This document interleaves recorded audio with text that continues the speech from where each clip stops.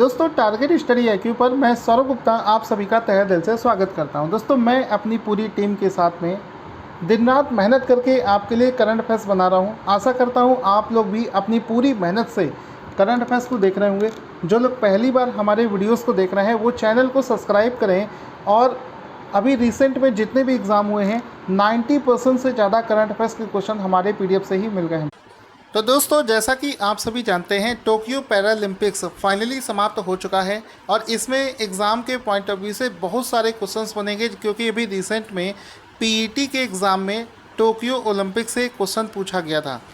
तो यहाँ पर दोस्तों आज क्वेश्चन क्या बना है वो समझते हैं। क्वेश्चन बना है कि टोक्यो पैरालंपिक्स 2020 में भारत ने कुल कितने पदक जीते हैं। तो आंसर हो जाएगा भारत ने इसमें कुल 19 पदक जीते हैं। ऑप्शन नंबर डी इसका राइट आंसर हो जाएगा कि टोक्यो पैरालंपिक्स 2020 में भारत ने कुल 19 पदक जीत के साथ में अपना परचम फहरा दिया है। यहाँ पर दोस्तों आपको इसका एक फ़ोटो दिखा देते हैं। देखिए आप देख सकते हैं टोक्यो पैरालंपिक्स गेम और लिखा है इंडियाज़ बेस्ट पैरालंपिक्स। इसका मतलब ये हुआ कि अभी तक के इतिहास में भारत ने इतने ज़्यादा मेडल किसी एक सिंगल पैरालंपिक गेम में नहीं जीते थे। पहली बार ऐसा है कि भारत ने इतने मेडल जीते हैं। कितने? 19 मेडल भारत ने जीते हैं। अब इसमें आप देख सकते हैं जैसा कि आपको दिख रहा होगा कि भारत ने कितने गोल्ड मेडल जीते हैं। तो 5 गोल्ड मेडल जीते हैं। कितने सिल्वर जीते हैं? 8 सिल्वर जीते हैं। और कितने ब्रोंज मेडल जीते हैं? तो आंसर हो जाएगा 6 ब्रोंज मेडल जीते हैं। ये तीनों अपने आप में एक अलग अलग क्वेश्चन है, ठीक है। पहला, दूसरा और तीसरा ये तीनों अपने आप में एक अलग अलग प्रश्न है। आगे चलते हैं। तीनों देख सकते हैं गोल्ड 5 है, सिल्वर 8 है, ब्रोंज हमारे 6 हैं। कुल मिलाकर 19 मेडल यहाँ पर जीते गए हैं। इसके बाद में दोस्तों क्वेश्चन बनेगा कि टोक्यो पैरालंपिक्स 2020 में इतने यानी कि 19 मेडल जीतने के बाद में भारत को कौन सा स्थान प्राप्त हुआ है। तो आंसर हो जाएगा भारत को 24वां स्थान प्राप्त हुआ है, 24th। अच्छे से देख लेना क्योंकि ये क्वेश्चन जो है 101% वाला है, मतलब पूछा ही जाना है। तो भारत ने कुल 24 भारत को 24वां स्थान मिला है 19 मेडल जीतने के बाद में। धीरे धीरे हम प्रोग्रेस कर रहे हैं और एक दिन आएगा जब हम लोग टॉप 10 में भी आ जाएंगे। तो इसमें आप देख सकते हैं इंडिया रैंक्ड 24, इसका आप फोटो भी देख सकते हैं। अब भारत को ये जो रैंक है कुल कितने देशों में प्राप्त हुई है। तो 162 देशों ने इसमें पार्टिसिपेट किया था, जिसमें भारत को 24वां स्थान प्राप्त हुआ है। क्वेश्चन बनेगा कि टोक्यो पैरालंपिक्स 2020 के समापन समारोह में ध्वजवाहक कौन बना है, कौन रहा है। यानी कि जो समापन समारोह में एक किसी भी देश की जो टीम होती है उसमें सबसे आगे जो झंडा लेकर चलता है उसका नाम एग्ज़ाम में पूछा जाता है। तो आंसर हो जाएगा कि समापन समारोह में Avani Lekhara. Option number A इसका राइट आंसर हो जाएगा। अवनी लेखारा पूरी भारतीय टीम से सबसे आगे चल रही थी भारत का झंडा लेकर। ये एग्ज़ाम में पूछा जाता है। इसी तरीके से इस टोक्यो पैरालंपिक्स की शुरुआत में झंडा लेकर कौन चला था वो भी पूछा जाता है, वो भी मैं आपको बताऊंगा। पहले ये समझो समापन समारोह में अवनी लेखारा, यहाँ पर आप देख सकते हैं क्लोजिंग सेरेमनी फ्लैग बियरर यानी कि फ्लैग को लेने वाली बनी है अवनी लेखारा। अवनी लेखारा का फ़ोटो आप देख सकते हैं जो कि फ्लैग बियर बनी है। इसके साथ ही साथ में आपको पता होना चाहिए कि अवनी लेखारा शूटिंग से संबंधित है और इस बार के टोक्यो ओलंपिक में इन्होंने 2 मेडल जीते हैं, ठीक है। कितने मेडल जीते हैं इन्होंने इस बार के ओलंपिक में? 2 मेडल जीते हैं। अच्छा, दूसरा कोई ओलंपिक प्लेयर बताओ जिसने भी 2 मेडल जीते हो। देखते हैं कौन कौन लोग बता पाते हैं, क्योंकि इस बार 2 ऐसे प्लेयर हैं जिन्होंने 2 मेडल जीते हैं। एक का नाम है अवनी लेखारा और दूसरे का नाम आप लोग बताएंगे, मैं आपको डेली करवाता हूँ। अब इस क्वेश्चन से जुड़े हुए रिलेटेड फैक्ट्स भी जान लेते हैं कि इस गेम के उद्घाटन समारोह में ध्वजवाहक कौन बना था। तो आंसर हो जाएगा जेवलिन थ्रोवर टेक चंद्र जो कि एक जेवलिन थ्रोवर हैं वो उद्घाटन समारोह के ध्वजवाहक बने थे। अब इसमें बहुत सारे क्वेश्चंस और भी बन सकते हैं कि जैसे टेक चंद्र किस खेल से संबंधित है। आंसर हो जाएगा वे एक जेवलिन थ्रोवर हैं जिनको उद्घाटन समारोह में ध्वजवाहक के रूप में कार्यभार मिला था। इसके अलावा समापन समारोह में निशानेबाज अवनी लेखारा को ध्वजवाहक घोषित किया गया था। इस बार टोक्यो पैरालंपिक्स में भारत की तरफ से 54 जो कि अब तक का सबसे हाईएस्ट है 54 एथलीट्स को भेजा गया था जिन्होंने अलग अलग 9 अलग अलग खेलों में अपनी प्रतिभा दिखाई है। इस बार का जो ओलंपिक है इसका जो भारतीय थीम सॉन्ग है वो था कर दे कमाल तू। कर दे कमाल तू इनका एक थीम सॉन्ग है। इस गाने को किसने गाया है तो आंसर हो जाएगा इसको एक खिलाड़ी है लखनऊ के जिसका नाम है संजीव सिंह। संजीव सिंह ने कंपोज किया है और गाया भी है। ठीक है, ये एक दिव्यांग क्रिकेट खिलाड़ी हैं जिन्होंने इसको गाया है और कंपोज भी किया। इस बार का ये जो ओलंपिक है ये 16वां ग्रीष्मकालीन पैरालंपिक है। ये पैरालंपिक्स कब से कब तक आयोजित किया गया है तो इसको 24 अगस्त से 5 सितंबर 2021 तक टोक्यो जापान की कैपिटल टोक्यो में आयोजित किया गया है। इस बार के इस गेम में पहली बार बैडमिंटन और ताइक्वांडो को शामिल किया गया है तो ये भी आपको याद रखना है। तो दोस्तों इसमें ये जो पॉइंट है ये बहुत ज़्यादा इम्पॉर्टेंट है कि टोक्यो पैरालंपिक्स में पहली बार कौन कौन से खेल शामिल किए गए हैं। तो इस बार बैडमिंटन और ताइक्वांडो को इसमें शामिल किया गया है। That is very important question. ठीक है दोस्तों, बड़े ध्यान से समझना, मैं किसी भी क्वेश्चन को उसकी जितनी भी ज़्यादा एक्सप्लेनेशन हो सकती है एक भी पॉइंट नहीं छोड़ता हूँ। आप लोग भी दोस्तों, आप लोगों से भी उम्मीद है कि आप ज़्यादा से ज़्यादा वीडियो को लाइक और शेयर करके सपोर्ट भी करेंगे क्योंकि आप ही मेरे ब्रांड एम्बेसडर हैं। आप ही दूसरे बच्चों को बताएं कि हमारे चैनल पर इतना शानदार कंटेंट पढ़ाया जाता है। साथ ही साथ में दोस्तों एक और चीज़ है, टॉपिक वाइज करंट अफेयर्स अगर आप पढ़ना चाहते हैं तो उसके लिए मैंने एक अलग से यूट्यूब चैनल बनाया है। बड़े ध्यान से समझना, उसका लिंक वीडियो में सबसे पहले दे दूंगा, डिस्क्रिप्शन में सबसे पहले होगा। तो ये जो सेकंड यूट्यूब चैनल है उसको ज्वाइन करना, वहाँ पर आपको टॉपिक वाइज करंट अफेयर्स भी मिलता रहेगा। अब इसमें देखो, इस बार ये जो टोक्यो ओलंपिक्स का समापन समारोह है इसका शीर्षक है हारमोनियस कैकोफोनी। ये इसका शीर्षक रखा गया था। 7 सितंबर के अगले शानदार क्वेश्चन में क्वेश्चन बनेगा कि हाल ही में फार्मूला 1 डच ग्रैंड प्रिक्स 2021 को किस खिलाड़ी ने जीत लिया है। तो आंसर हो जाएगा option number B, Max Verstappen ने जीता है। ऑप्शन नंबर 20 का राइट आंसर हो जाएगा। मैक्स वर्स्टापेन का फोटो देख सकते हैं जिन्होंने कौन सा इवेंट जीता है, फार्मूला 1 डच ग्रैंड प्रिक्स। तो फार्मूला 1 डच ग्रैंड प्रिक्स को मैक्स वर्स्टापेन ने जीता है। ऑप्शन नंबर बी इसका राइट आंसर हो जाएगा।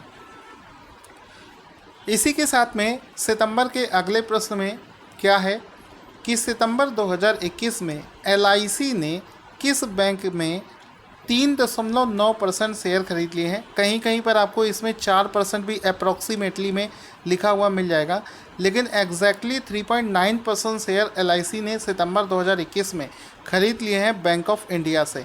तो ऑप्शन नंबर डी इसका राइट आंसर हो जाएगा। बैंक ऑफ इंडिया के 3.9% शेयर हाल ही में LIC ने खरीद लिए हैं। तो ऑप्शन नंबर डी इसका राइट आंसर हो जाएगा। अगला क्वेश्चन बनेगा कि सितंबर 2021 में चर्चा में चल रही एक पुस्तक जिसका नाम है know your rights and claim them, a guide for youth के लेखक कौन है। तो इसके लेखिका का नाम है एंजेलिना जॉली। हॉलीवुड की फेमस अभिनेत्री के द्वारा इस पुस्तक को लिखा गया है और अगले महीने इसको लॉन्च भी कर दिया जाएगा। अभी इस चीज़ की घोषणा करी गई है कि एंजेलिना जॉली की एक पुस्तक जिसका नाम है know your rights and claim them नामक पुस्तक जो है इसकी लेखिका का नाम है Angelina Jolie. Option number B इसका राइट आंसर हो जाएगा। इसमें आपको ये मैं फ़ोटो भी दिखा देता हूँ। हॉलीवुड की फेमस अभिनेत्री एंजेलिना जॉली का फ़ोटो देख सकते हैं और उनकी पुस्तक नो योर राइट्स इसका भी फ़ोटो आप यहाँ पर देख सकते हैं। दोस्तों, बुक्स एंड ऑथर से बहुत ज़्यादा एग्ज़ाम में क्वेश्चन बनते हैं। हमारे चैनल पर भी बुक्स एंड ऑथर के बहुत सारे वीडियोस पड़े हैं, आप उनको देख सकते हैं। इसके अलावा दोस्तों, अगर आपका UPSI, RO या SSC MTS कोई भी एग्ज़ाम अगर आपका आने वाला है तो हमारा जनवरी से लेकर पूरा अगस्त तक का PDF जो है वो लॉन्च कर दिया गया है। जनवरी से जून तक वाले में ऑफ़र चल रहा है 6 मंथ में, और अगस्त और जुलाई वाला PDF अलग से मिल जाएगा। जितने भी PDF हैं सभी के लिंक वीडियो के डिस्क्रिप्शन में है, वहाँ से आप उन्हें ले सकते हैं। टोक्यो में 2020 ग्रीष्मकालीन पैरालंपिक में पदक तालिका में किस देश को पहले स्थान पर रखा गया है, पहला स्थान हासिल किया है? तो आंसर हो जाएगा इस बार चाइना देश पहले स्थान पर रहा है, जबकि जो टोक्यो ओलंपिक्स गेम हुए थे विदाउट पैरालंपिक वाले, उसमें अमेरिका पहले स्थान पर था, चाइना दूसरे पर था। यहाँ पर पैरालंपिक्स में चाइना पहले स्थान पर पहुँच गया है। ऑप्शन नंबर डी इसका राइट आंसर हो जाएगा। चाइना ने कुल कितने मेडल जीते हैं, ये भी एक प्रश्न बन सकता है। तो चाइना ने कुल 207 मेडल जीते हैं, जिनमें से 96 गोल्ड मेडल हैं, 60 जो है वो सिल्वर मेडल हैं, और 51 जो है ये ब्रोंज मेडल हैं। ठीक है, ये आपको याद रखना है। अब इस लिस्ट में आप देख सकते हैं कि चाइना पहले स्थान पर रहा है 207 मेडल के साथ में, ग्रेट ब्रिटेन दूसरे स्थान पर रहा है 124 मेडल के साथ में, और अमेरिका तीसरे स्थान पर रहा है 104 मेडल के साथ में। इंडिया ने 19 मेडल के साथ में 24वां स्थान प्राप्त किया था। दोस्तों 7 सितंबर के अगले करंट अफेयर्स के अगले क्वेश्चन में क्या है कि कनाडा का एक शहर है जिसका नाम है बर्नाबी। कनाडा के एक शहर बर्नाबी में अब से प्रत्येक वर्ष किस दिन गौरी लंकेश दिवस, जो कि एक बहुत ही फेमस जर्नलिस्ट हैं, गौरी लंकेश दिवस मनाया जाएगा। चूँकि दोस्तों ये हो सकता था भारत में इनका दिवस मनाया जाए, लेकिन कनाडा में उनका ये दिवस मनाया जाएगा। तो ये हर साल कब मनाया जाएगा? हर साल मनाया जाएगा 5 सितंबर को। ऑप्शन नंबर सी इसका राइट आंसर हो जाएगा। एवरी ईयर 5 सितंबर को कनाडा देश में गौरी लंकेश दिवस मनाया जाएगा। यहाँ पर आप दोस्तों गौरी लंकेश का फ़ोटो देख सकते हैं, जिनको गौरी लंकेश दिवस जो है हर साल 5 सितंबर को यहाँ कनाडा देश में मनाया जाएगा। अब दोस्तों चूँकि इसमें कनाडा देश के बारे में बात हुई, तो कनाडा देश के बारे में समझते हैं। कनाडा देश के प्रधानमंत्री का नाम है जस्टिन ट्रूडो, और वहाँ की कैपिटल का नाम है ओटावा, और इसकी जो करेंसी है उसका नाम है कैनेडियाई डॉलर। कैनेडियाई डॉलर CAD इसकी करेंसी हो जाएगी। दोस्तों एक भी पॉइंट ऐसा नहीं है कि जो मैं छोड़ूंगा, एक एक पॉइंट को एक्सप्लेन करूंगा। बस आपसे रिक्वेस्ट है कि ज़्यादा से ज़्यादा दोस्तों को इसके बारे में बताएं। अब देखो कनाडा पूरे वर्ल्ड के मैप में कहाँ पर स्थित है, ये आपको यूरोपियन देश है, और यूरोप में सबसे ऊपर आपको दिख रहा होगा ये कनाडा, ये एक यूरोपियन देश है। ठीक है, इसको भी आप लोग याद रखेंगे, ये एक यूरोपियन देश है। आगे चलते हैं। अंतर्राष्ट्रीय जलवायु शिखर सम्मेलन 2020 और 21, इंटरनेशनल क्लाइमेट समिट 2021, यानी कि अंतर्राष्ट्रीय लेवल का जलवायु शिखर सम्मेलन जो है, इसकी मेज़बानी कौन सा देश कर रहा है? इस सम्मेलन की मेज़बानी जो है आप जानकर प्राउड फील करेंगे, भारत कर रहा है। तो ऑप्शन नंबर 20 का राइट आंसर हो जाएगा। इंटरनेशनल क्लाइमेट समिट 2021 की मेज़बानी भारत देश कर रहा है। ऑप्शन नंबर 20 का राइट आंसर हो जाएगा। आगे चलते हैं। इसमें आप फोटो देख सकते हैं, इंटरनेशनल क्लाइमेट समिट जिसकी मेज़बानी भारत देश कर रहा है। क्वेश्चन बनेगा, सितंबर 2021 में इंजीनियर्स इंडिया लिमिटेड, एक कंपनी है EIL, इंजीनियर्स इंडिया लिमिटेड की पहली महिला अध्यक्ष और प्रबंध निदेशक के रूप में किसने कार्यभार संभाला है? अच्छे से समझना।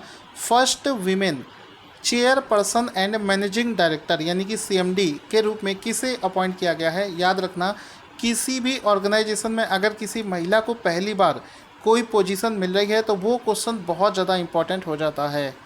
तो इसका राइट आंसर हो जाएगा वर्तिका शुक्ला। ऑप्शन नंबर ए इसका राइट आंसर हो जाएगा, वर्तिका शुक्ला इसका राइट आंसर हो जाएगा। इसमें इंजीनियर्स इंडिया लिमिटेड की इस्टेब्लिशमेंट 1965 में हुई थी। इसका एक लोगो आपको दिखा दूंगा, ये आप देख सकते हैं। ये एक नवरत्न कंपनी है, EIL, इंजीनियर्स इंडिया लिमिटेड नाम से ये कंपनी है, और इसमें वर्तिका शुक्ला का फ़ोटो आपको दिख रहा होगा, जिनको इस कंपनी का, वर्तिका शुक्ला को इंजीनियर्स इंडिया लिमिटेड का नया CMD बना दिया गया है। ठीक है, ये चीज़ आप लोग याद रखेंगे। इसके बाद में दोस्तों क्वेश्चन है कि राष्ट्रीय इस्पात निगम लिमिटेड RINL के अध्यक्ष और प्रबंध निदेशक CMD के रूप में किसे अपॉइंट किया गया है। ये जो कंपनी है इसका नाम अच्छे से याद रखो, RINL मतलब राष्ट्रीय इस्पात निगम लिमिटेड। इसके अध्यक्ष और प्रबंध निदेशक कौन बनाए गए हैं? तो आंसर हो जाएगा हाल ही में Atul Bhatt. Option number D इसका राइट आंसर हो जाएगा। अतुल भट्ट को RINL के नए CMD के रूप में अपॉइंट किया गया है। ऑप्शन नंबर डी इसका राइट आंसर हो जाएगा। अब दोस्तों आप देखते होंगे बहुत सारे ऐसे आपको चैनल दिखते हैं जिस पर लाइव के नाम पर आपसे एक डेढ़ घंटे आपको करंट अफेयर्स पढ़ाया जाता है, लेकिन हमारे यहाँ 15 मिनट की क्लास में आपको पावर पैक परफॉर्मेंस के साथ में पूरा कंटेंट दिया जाता है। अब इसमें आप देख सकते हैं RINL का लोगो आप देख सकते हैं यहाँ पर, इनका फ़ोटो देख सकते हैं। ये जो इसके अतुल भट्ट का फ़ोटो देख सकते हैं जो कि हाल ही में नए CMD बनाए गए हैं। RINL की स्थापना कब हुई थी? 18 फरवरी 1982 को इसकी स्थापना हुई थी। कभी कभी अगर लक हमारा ख़राब हो तो इस टाइप के भी क्वेश्चन पूछ लिए जाते हैं, इस वजह से ये आपको बता रहा हूँ। RINL का जो हेडक्वार्टर है ये विशाखापत्तनम में स्थित है, तो ये भी आपको याद रखना है। क्वेश्चन बनेगा कि हाल ही में किस कंपनी ने स्पेक्ट्रल इन्हेंसमेंट नाम अच्छे से देखेंगे, स्पेक्ट्रल इन्हेंसमेंट नामक एक नया सॉफ्टवेयर डेवलप किया है जो पृथ्वी की ऊपरी परत के नीचे जो पतले कोयले की परत होती है उसकी पहचान करने में मदद करेगा। इसको आप ऐसे समझ सकते हो कि जैसे मान लो मैं आपको ये पृथ्वी की एक लेयर बनाता हूँ, ये ऊपरी लेयर है जिस पर हम लोग चलते हैं। इसके नीचे क्या होता है कि कई लेयर से मिलकर ये बना होता है हमारा पृथ्वी। तो नीचे लेयर पर क्या होता है? कोयला होता है। ठीक है, तो ये जो कोयला होता है चूँकि ये हमारे इस्तेमाल के लिए, तो हम इसको निकालना चाहेंगे।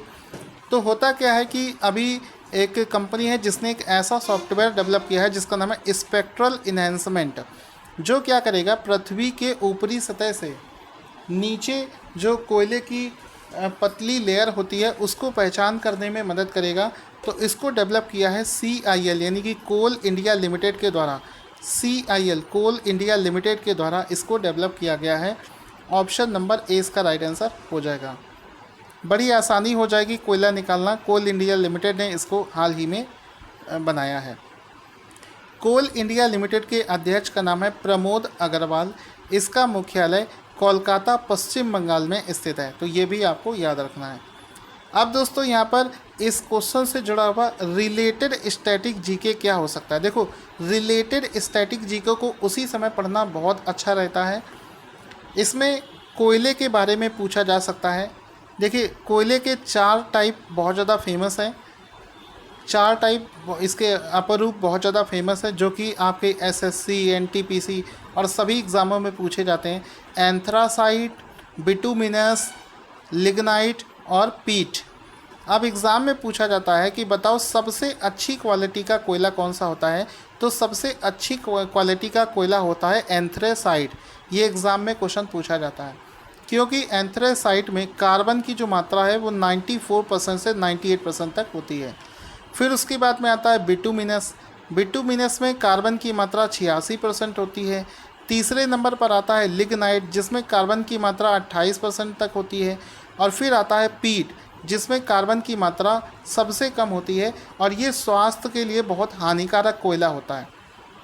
अब इसमें देखो ये एक्सप्लेनेशन भी बहुत अच्छे से दे रखा है, तो इसका अगर आप PDF लेना चाहते हैं डिटेल में एक्सप्लेनेशन वाला तो हमारे टेलीग्राम चैनल को ज्वाइन करें जिसका नाम है टारगेट स्टडी IQ। वहाँ पर आपको मिलेगा, तो आप डेली बेसिस पर रिवीजन भी कर सकते हो।